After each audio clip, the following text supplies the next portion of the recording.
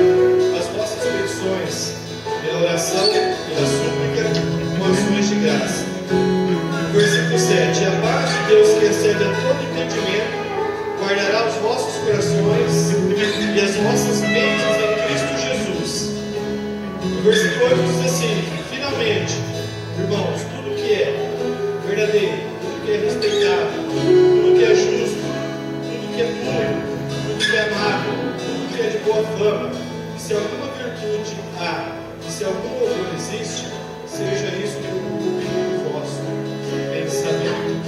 Amém?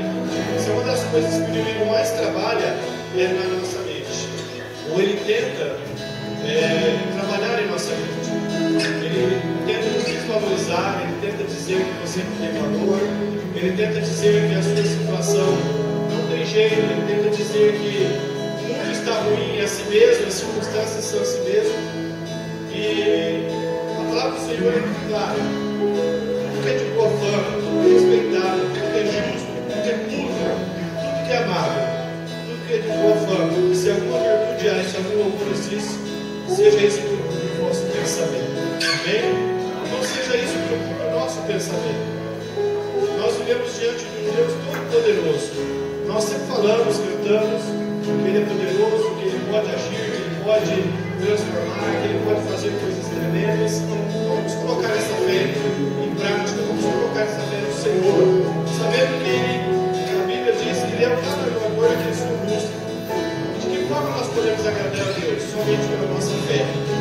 É a fé para a salvação, é a fé para a cura, a fé para todos os momentos da nossa vida. Nós carecemos de fé. E nós precisamos colocar a nossa fé somente no Senhor Jesus. Amém? Então agora feche os seus olhos.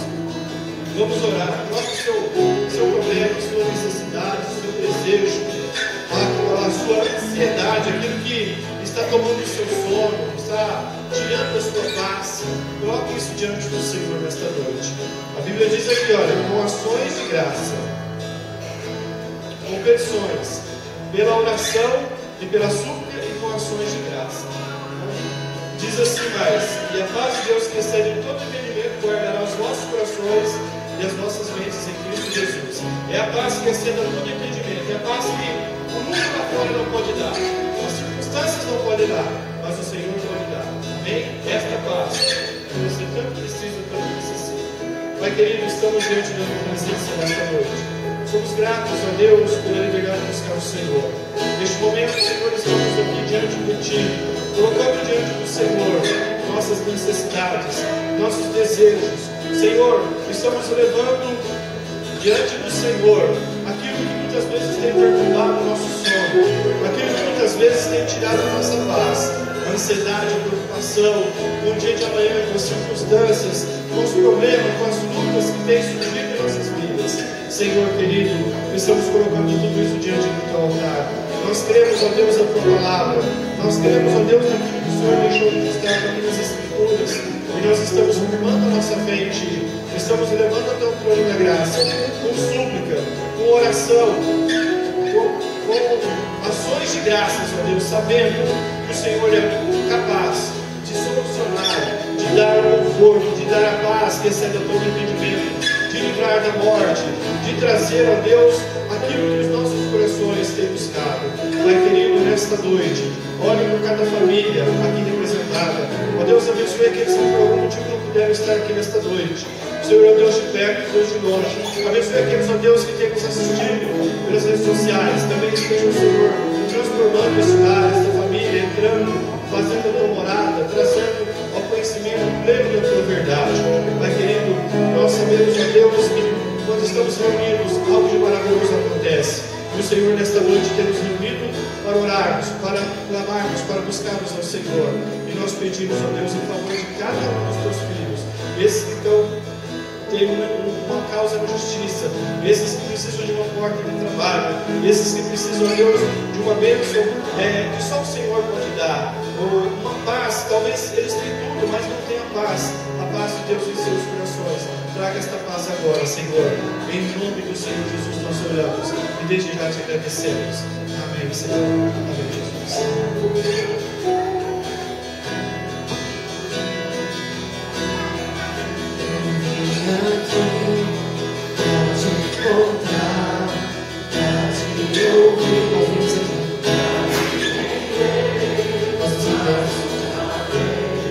Sempre sabes que Tu és, Jesus. Não temerei, não vou fugir, vou aceitar o Teu rei, eis-me aqui. Nós abrimos o nosso coração, Senhor, para ouvir a Tua voz, Jesus. Tua voz.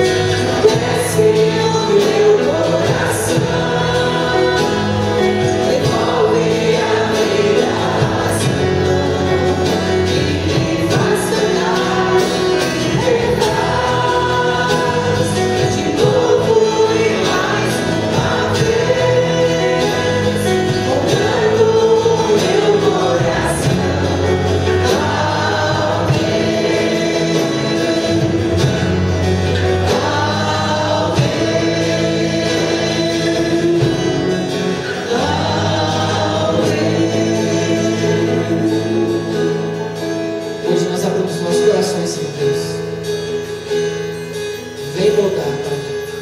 Queremos ouvir a Tua voz essa noite. Queremos ouvir a Tua voz, Jesus. Nos desgarramos de todo o nosso conhecimento, de toda a nossa base, Pai. Nos desgarramos, ó Deus, de todas as preocupações para ouvir a Tua voz.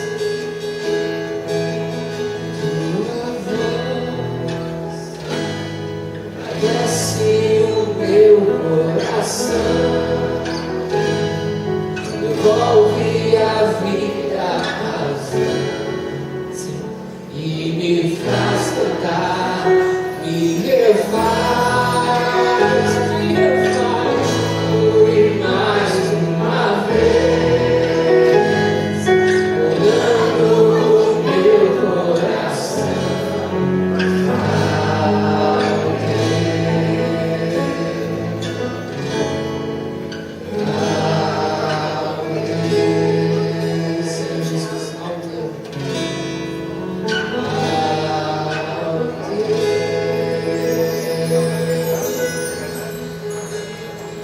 Glorificamos com palmas.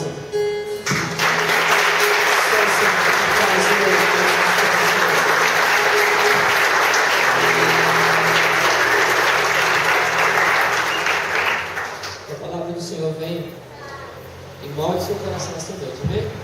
Eu já abri o meu, abre o seu também. Pode se assentar.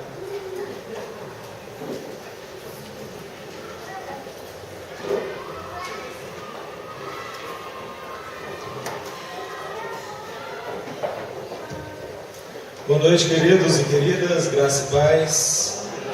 Que bela canção, como é bom entoarmos esse cântico que nos convoca a abrirmos nosso coração a Deus, de modo que Ele venha nos moldar conforme a sua vontade.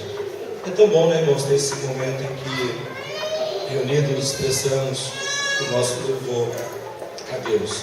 Bem, eu peço aos irmãos, mais uma vez, o Alex na direção do culto já fez o destaque, mas eu quero mais uma vez reiterar aquilo que ele disse. Nós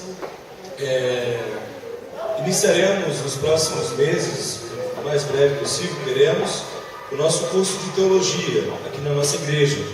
Esse curso é uma parceria com a escola Charles Spurgeon, é uma escola teológica de linha daquilo que nós como Batista cremos, reformada. É uma escola muito conceituada, uma escola muito séria, com professores muito bem preparados.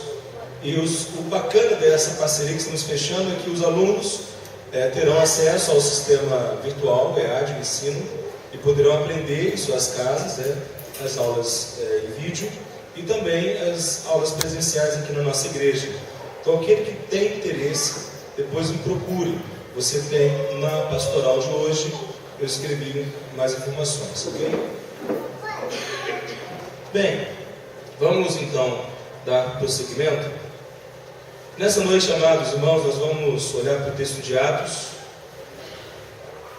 E a canção que cantamos, ela deve, de fato, ser o fundo inspirativo para essa mensagem. Porque a declaração que Jesus Cristo diz a Paulo tem muita gente nesta cidade. Vamos todos juntos comigo repetir?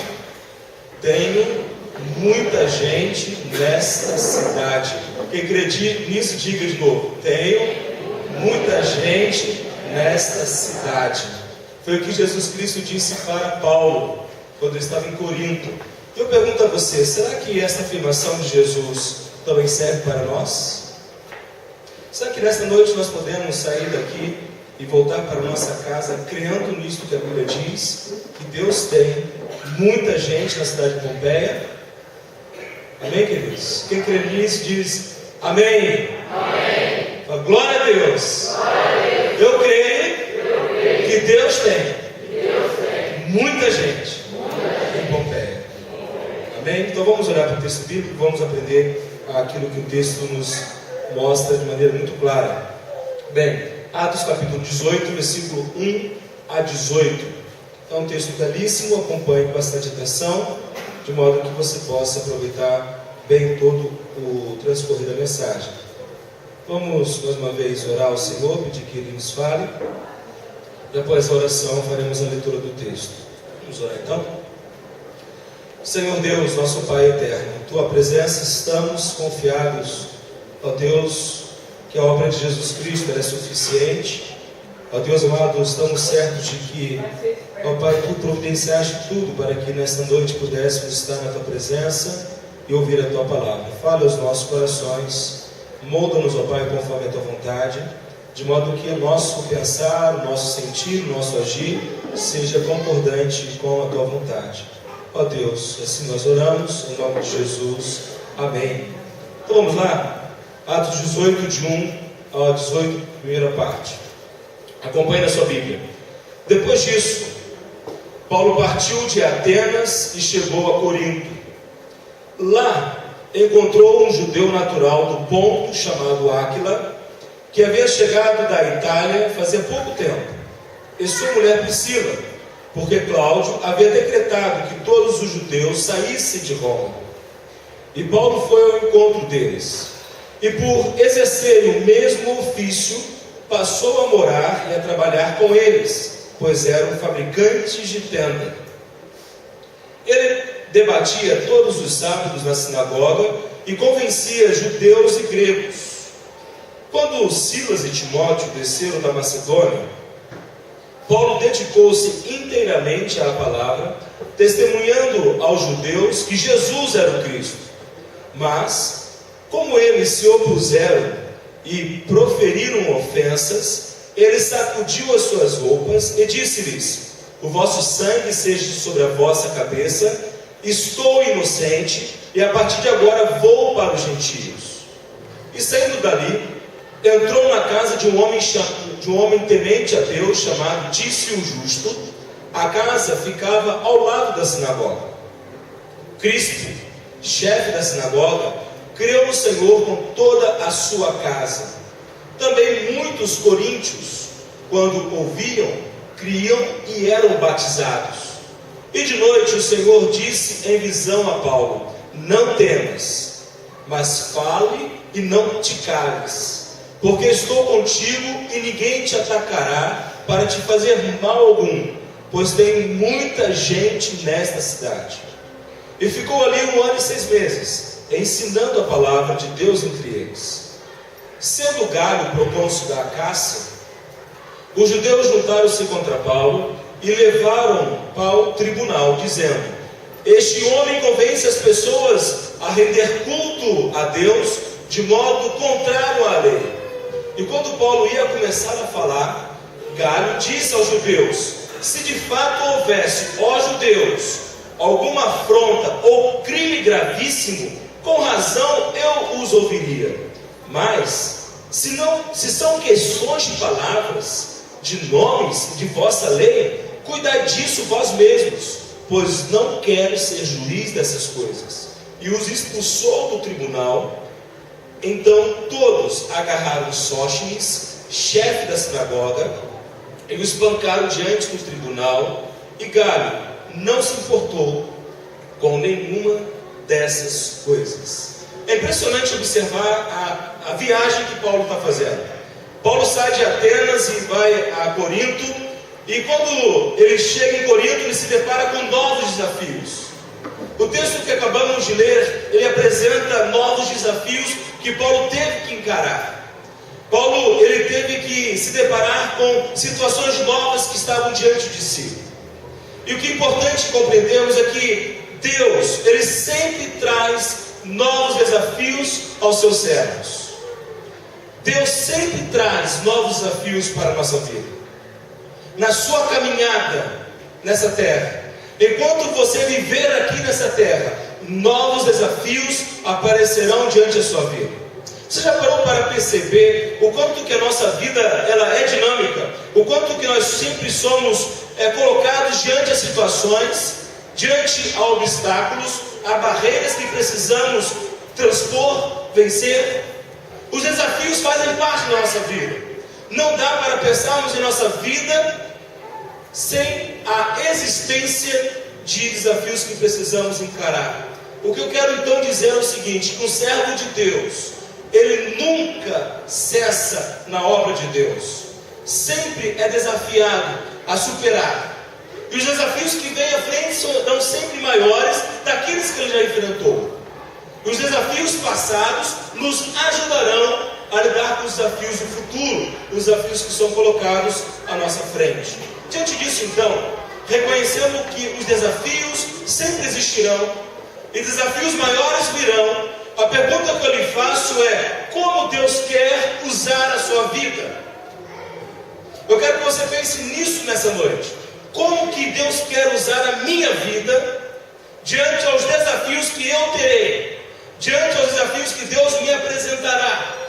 E, queridos, o apóstolo Paulo, ele chegou a um novo desafio. Qual era esse desafio? Qual era a cidade? Corinto. Paulo está na cidade de Corinto.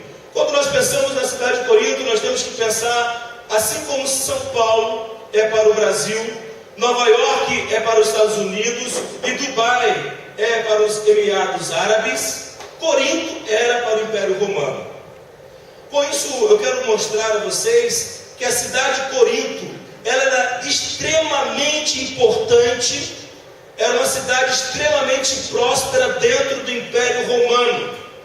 Corinto era uma cidade rica, era uma cidade que se destacava, estava entre as 4 maiores cidades do Império. Roma era primeiro, Corinto, Éfeso e Antioquia da Pisídia. E quando nós pensamos nisso, na cidade de Corinto, no que esse Corinto se destacava? A cidade de Corinto, ela era aclamada, ela fazia sucesso por uma grande razão. Sabe qual é? A cidade de Corinto era a cidade onde você poderia gozar de todos os prazeres da vida. A cidade de Corinto, ela era uma cidade riquíssima, luxuosa, aonde as pessoas que ali moravam ou para lá mudavam-se. Elas buscavam status, elas buscavam a nobreza, elas buscavam adquirir tudo que o dinheiro poderia comprar. Essa era a cidade de Corinto, uma cidade pronta. E quem tinha dinheiro em Corinto se dava muito bem. Uma cidade com 700 mil habitantes. Fala-se que no seu auge ela teve uma população de quase 1 milhão de habitantes. Talvez hoje, para a nossa categoria de cidades, no contexto de hoje, não seja um número tão expressivo. Mas nós paremos um pouquinho e pensemos. Naquele tempo, uma cidade com uma população de 700 mil habitantes, em que as pessoas poderiam fazer aquilo que elas bem entendiam. Existe um comediante grego, o nome dele é Aristófanes. Esse comediante grego, ele cunhou um termo específico para Corinto, que referia-se justamente a essa ideia de gozar a vida, desfrutar dos prazeres da vida, ter uma vida desgarrada. Ele dizia que era Corintianizomai. Então quem queria desfrutar dos prazeres da vida ia para Coríntios. Então esta é a cidade que Paulo está. Esta é a cidade que Paulo chegou. Uma cidade fantástica, uma cidade extraordinária. É importante pensar em tudo isso, porque nós estamos falando de desafios. Não somente todos esses fatores que apresentei, mas também um outro aspecto importante a destacar é que na cidade de Corinto haviam 12 grandes templos. Um templo era destinado a Apolo e o outro templo era destinado a Afrodite. Os templos na cidade de Corinto, eles eram muito frequentados. Para os irmãos terem uma ideia, Afrodite, ela é a deusa do quê? Do sexo. Ela é a deusa do amor erótico. Afrodite era altamente cultuada em Corinto. E segundo historiadores, em Corinto haviam 1000 prostitutas cultuais. A partir de 15 anos de idade, as meninas virgens iam para o templo de Corinto e ali homens riquíssimos poderiam possuí-las.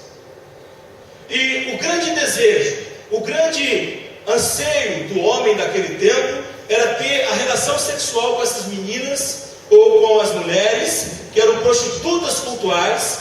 E o auge do ato sexual era quando o espírito vinha sobre o corpo dessa prostituta cultual, e ali então era uma união mística que havia. Eles acreditavam que ali havia um momento de uma presença de deuses. E nós sabemos o que é isso, o que é? Demônios. Quando todo homem queria ter relação, no momento em que a mulher ficava possuída por demônios, mas eles achavam que aquilo eram deuses. Era uma maneira de elevar a alma, era uma maneira de ascender espiritualmente, podemos assim colocar. Então o que temos diante de nós é uma cidade extremamente competitiva, que valorizava o status, a glória. E outro aspecto muito importante que precisa ser dito acerca de Corinto é que os vencedores das Olimpíadas, dos Jogos Olímpicos, dos Jogos Ísticos, os grandes guerreiros do Império Romano, os conquistadores de batalha, os debatedores filosóficos, os grandes oradores eloquentes de Roma iam para Corinto. Porque em Corinto havia tudo o que se pode ter e prazer. Então nós estamos diante de uma cidade, a uma realidade que foi para Paulo um grande desafio. Imagine só. Paulo chega a Corinto e se depara com esse contexto. E o que o texto tem a nos ensinar acerca dos desafios que o apóstolo Paulo enfrentou, e aquilo que para nós hoje, mediante ao reconhecimento do que Paulo viveu, o que Deus quer trabalhar em nossas vidas? Que desafios Deus tem para a sua vida, mediante aquilo que Paulo viveu e aquilo que o texto nos diz? Primeiramente, nós podemos reconhecer que como Deus quer usar a minha vida. O primeiro ponto é: Deus quer usar a nossa vida através do investimento dos nossos recursos. Olhemos para o versículo 1 a 3. Diz aí o seguinte: o que acontece com Paulo quando ele chega na cidade de Corinto? O que ele tem que fazer? Ele precisa o quê? Trabalhar. Quando o apóstolo Paulo chega em Corinto, ele precisa trabalhar. E antes de olharmos novamente para o texto, o que eu quero dizer é o seguinte, meus irmãos: quando a gente fala em investir nossos recursos, há uma verdade que precisa ficar muito clara em nossa mente. Primeiramente é a seguinte: para tudo que almejamos conquistar na vida, sempre haverá custos e sacrifícios. Tudo que você quer ter na sua vida, se você deseja crescer na sua vida, isso terá um custo. Sacrifícios serão necessários. Quando você deseja ser um bom profissional, você tem um custo do preparo nos estudos, você tem um custo do investimento de horas no trabalho, dedicação, esmero. Se você for um trabalhador que não se prepara profissionalmente e no trabalho é um profissional medíocre, no trabalho você não vai ter oportunidade de crescimento. O seu chefe, o seu supervisor, aquele que coordena a sua área, ele está observando como você trabalha, se você tem competência, se você é dedicado, se você realmente está vestindo a camisa da empresa. Há custo. É um custo que pagamos. Se eu quero crescer profissionalmente e o meu desejo é a área acadêmica, eu não posso me contentar somente com o curso de bacharelado. Eu preciso partir para um mestrado, para um doutorado, um pós-doutorado. Custo. Custa. Não somente a questão do emprego, mas a família. Ter uma família saudável não sai de graça. Custa muito alto. Quando nós constituímos uma família, quando o homem assume esse papel de liderar uma família, de liderar a esposa, liderar os filhos, a mulher de ser submissa ao marido, ajudar o marido, apoiá-lo, os filhos, tudo isso custa. Existe um custo, não é verdade? Você tem que, como homem, aprender a fazer sacrifício do seu próprio eu. Como que nós pais nos sacrificamos em prol de nossos filhos? Aqueles que são pais aqui sabem disso. Muitas das vezes gostaríamos de comprar uma roupa nova para o homem, para o pai ou para a mãe, mas nós deixamos de investir em nós e investimos em nossos filhos. Isso custa. Sacrifícios, irmãos. Não é algo que nós desconhecemos. É uma realidade presente no nosso dia a dia. Que sacrifício você tem feito hoje para ter o que tem? As coisas não caem simplesmente do céu. Tudo o que conquistamos se faz com muito trabalho. nossos sonhos pessoais. Eu estou vivendo uma experiência fantástica de poder ter a alegria de construir minha casa própria. Mas o quanto isso está sendo custoso para mim, penoso. E cada homem que constrói a sua casa sabe o quanto isso é, de fato, trabalhoso. Mas é uma grande alegria. Nós o fazemos porque sabemos a recompensa. Se você quer entrar no vestibular, numa boa faculdade, você vai se sacrificar horas e horas de estudo, bem como também no concurso público, e aí vai. E há outro aspecto também, sobre custos e sacrifícios. Você sabe, eu sei, que a salvação ela é de graça. Nós não fazemos nada por merecer a salvação, mas houve um custo. Quem pagou a conta? Jesus. Ou seja, nós sabemos que até mesmo o perdão de nossos pecados e a salvação eterna que nos é dada gratuitamente custou a morte de Cristo Jesus. O preço da salvação já foi pago.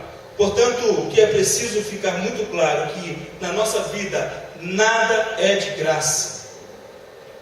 Nada sai de graça. Alguém pagou a conta. Nós temos que entender isso. Não é verdade?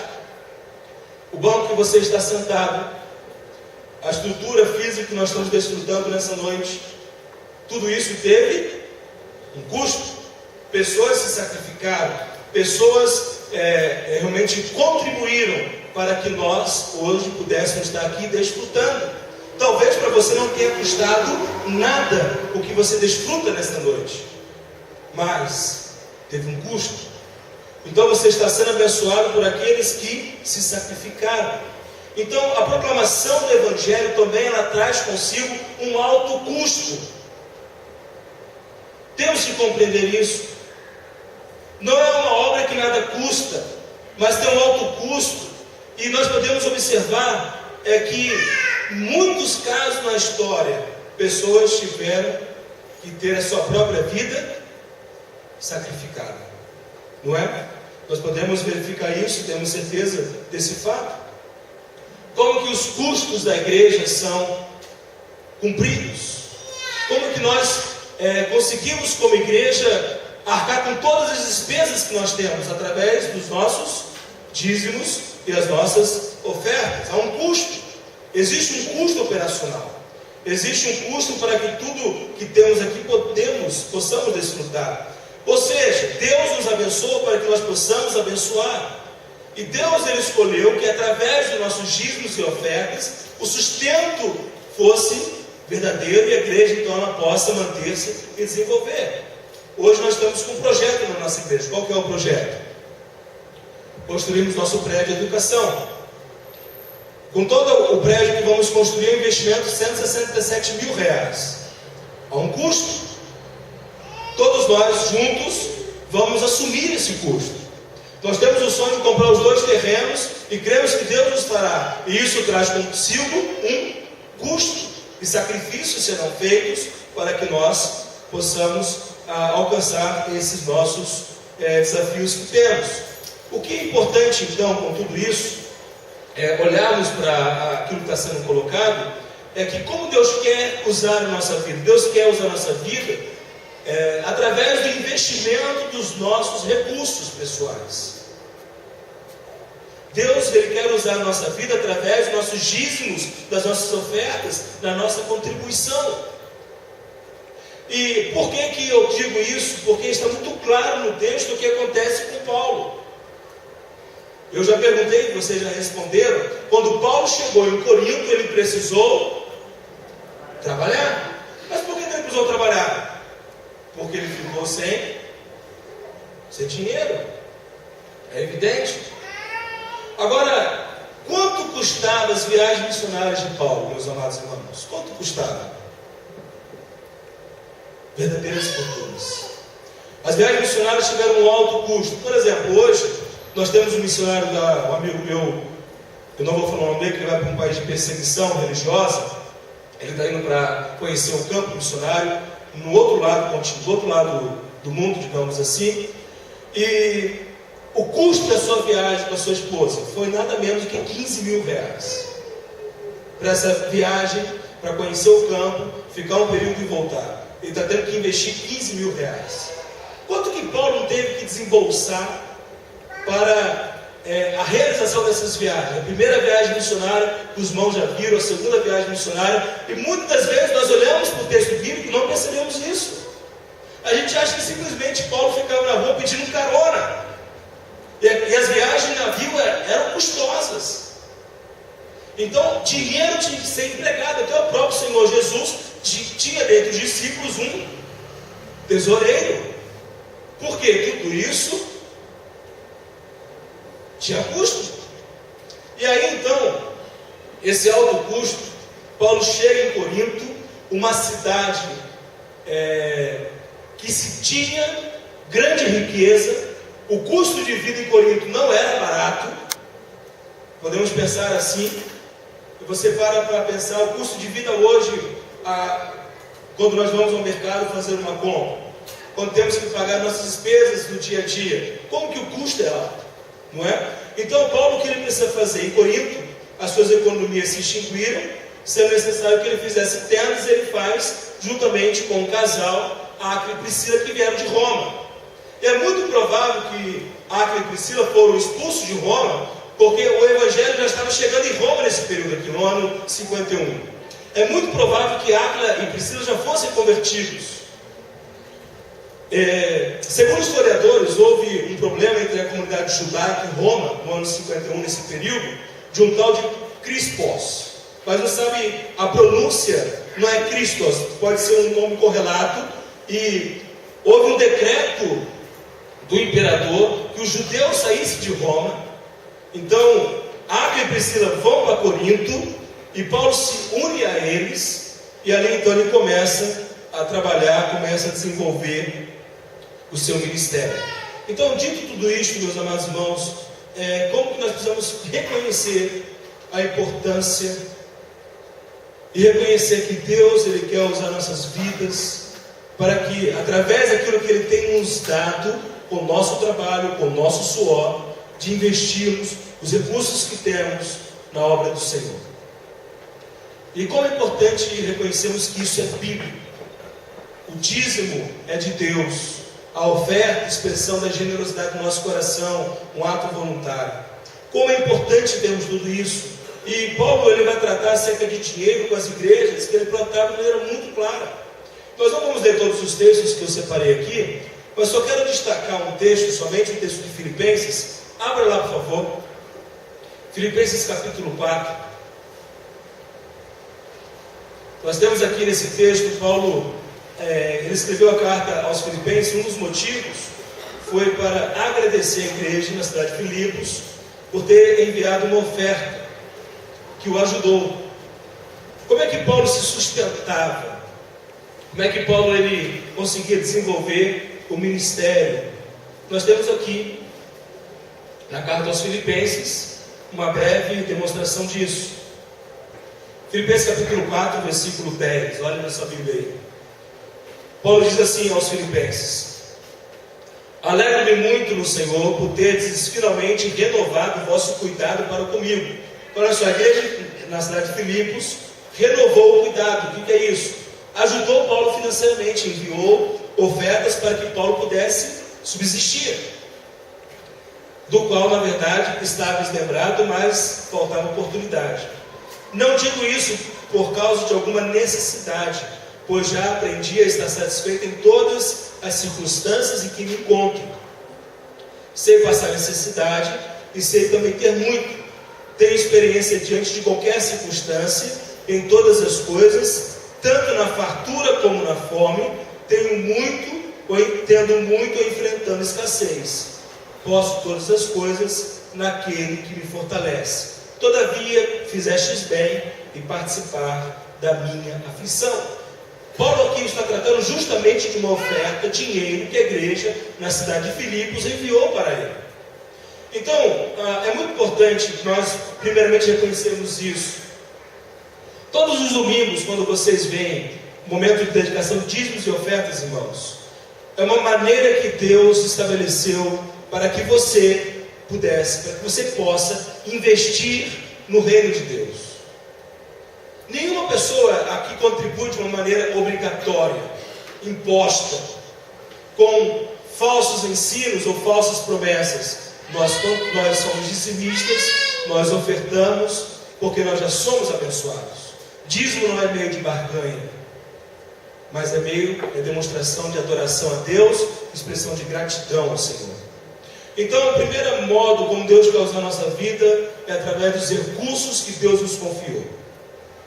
Então, eu quero dizer a você, se você está sendo fiel a Deus nos seus dízimos, você está investindo, você está agradando o coração de Deus. Se você ainda não é, comece a ser, porque a nossa igreja necessita da contribuição dos seus membros, da fidelidade de todos, para que possamos avançar. Paulo precisou trabalhar, porque lhe faltava dinheiro. Mas olha só, o texto não para por aí. Quando a gente observa a continuidade, olha o versículo 4. O que acontece no versículo 4? Atos 18, 4. Versículo 5, aliás. Quando Silas e Timóteo desceram, versículo 4 mesmo, ele debatia todos os sábados na sinagoga e convencia judeus e gregos. Quando Silas e Timóteo desceram da Macedônia, Paulo dedicou-se inteiramente à palavra, testemunhando aos judeus que Jesus era o Cristo. Mas, como eles se opuseram, proferiram ofensas, ele sacudiu as roupas e disse-lhes: o vosso sangue seja sobre a vossa cabeça. Estou inocente e a partir de agora vou para os gentios. E saindo dali, entrou na casa de um homem temente a Deus, chamado Tício Justo. A casa ficava ao lado da sinagoga. Crispo, chefe da sinagoga, creu no Senhor com toda a sua casa. Também muitos coríntios, quando ouviram, criam e eram o quê? Batizados. O que temos aqui, não somente Deus quer que nós venhamos investir os nossos recursos, mas como Deus quer usar a minha vida? Deus quer usar a nossa vida, meus amados, de modo que haja em nós a perseverança no testemunho. É muito importante percebermos isso. E o texto é muito claro que, enquanto o apóstolo Paulo trabalhava, aos sábados, ele proclamava o evangelho aos judeus nas sinagogas. Enquanto durante a semana Paulo tinha que prover os recursos para a sua subsistência, as oportunidades que lhe era dada, ele testemunhava do evangelho do Senhor Jesus. E o quanto que isso é importante. Mas observe a mudança do texto. Quando nós olhamos para o versículo 5, há uma mudança. Qual que é essa mudança? Qual é a mudança? No versículo 5. Quem é que chegou? O que eles trouxeram? Recurso financeiro. O que Paulo fez? Ele parou de fazer tendas e dedicou-se exclusivamente à palavra. Não era mais necessário que Paulo fizesse tendas. Não era necessário que ele se preocupasse em manter a si mesmo. Mas agora, de uma maneira total, integral, ele pôde dedicar-se exclusivamente ao testemunho do Evangelho. A pregação da palavra. É importante reconhecer isso, por quê?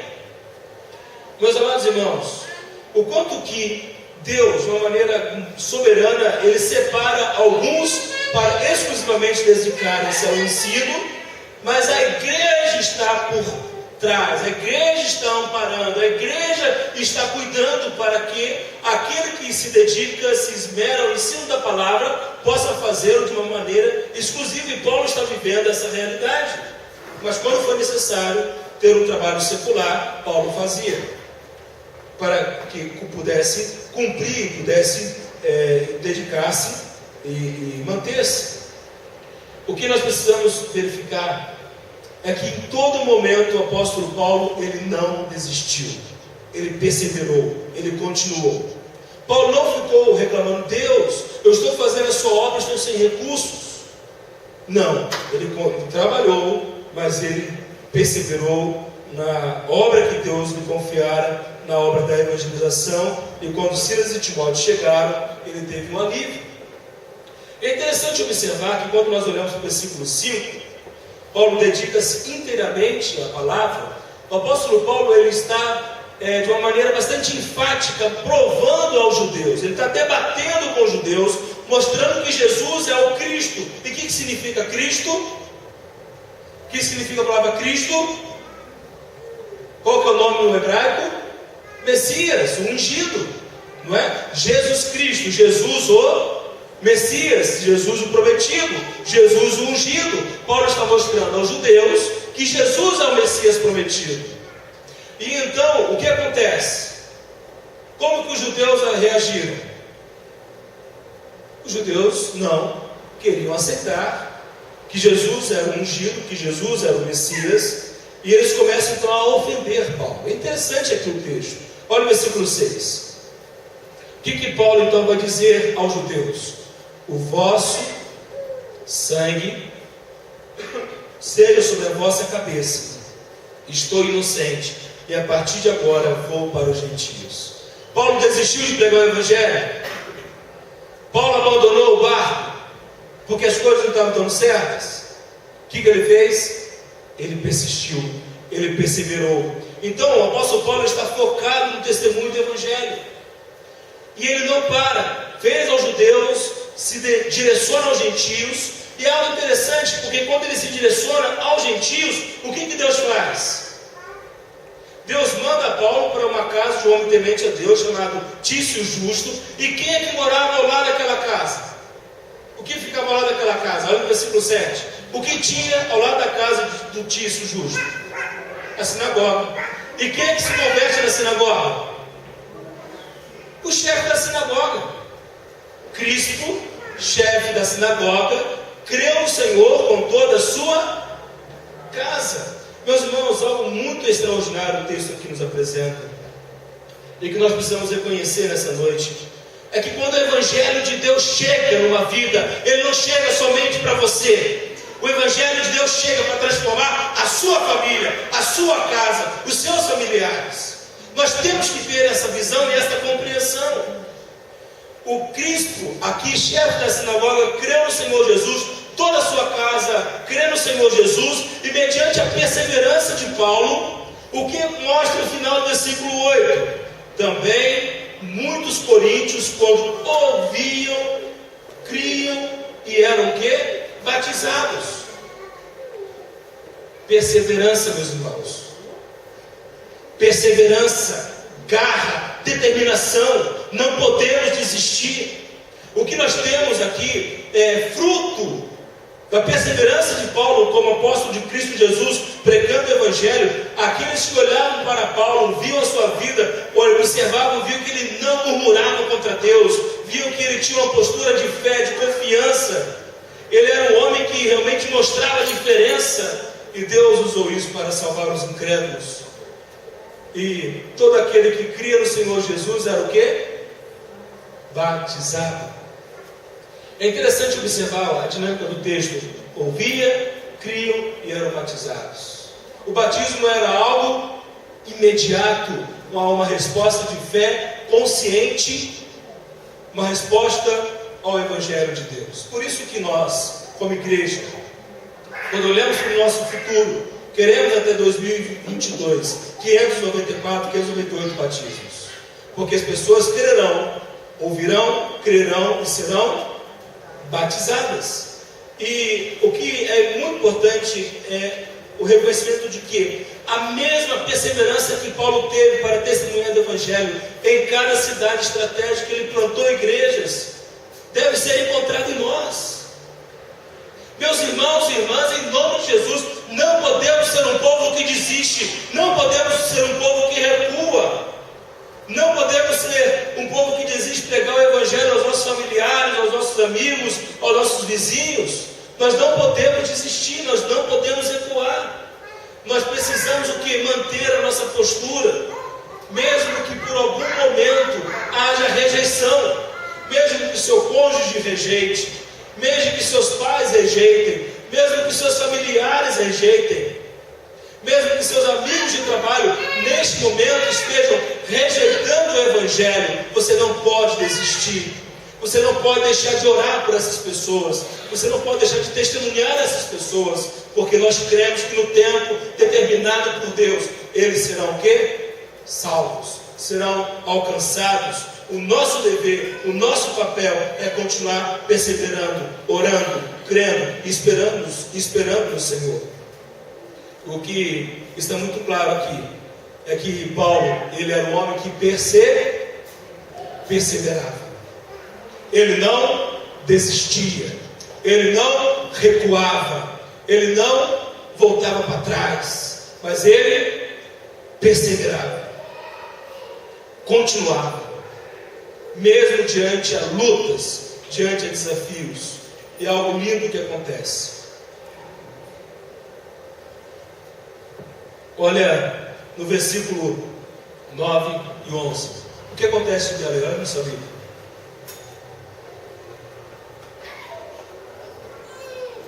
O que nós temos no versículo 9 a 11? Quem é que aparece para Paulo? O Senhor. E o que o Senhor disse a Paulo?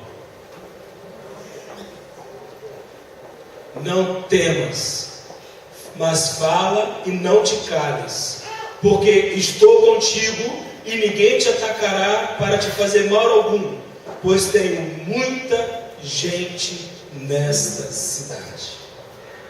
Meus irmãos, e o versículo 11 diz: e ficou ali 1 ano e 6 meses, ensinando a palavra de Deus entre eles. E o que precisamos aqui, de uma maneira muito especial, compreendendo que Deus quer que os nossos recursos sejam investidos, compreendendo que nós devemos perseverar. Agora, algo belíssimo que Deus coloca para nós é que precisamos, como igreja, ter a visão de Deus.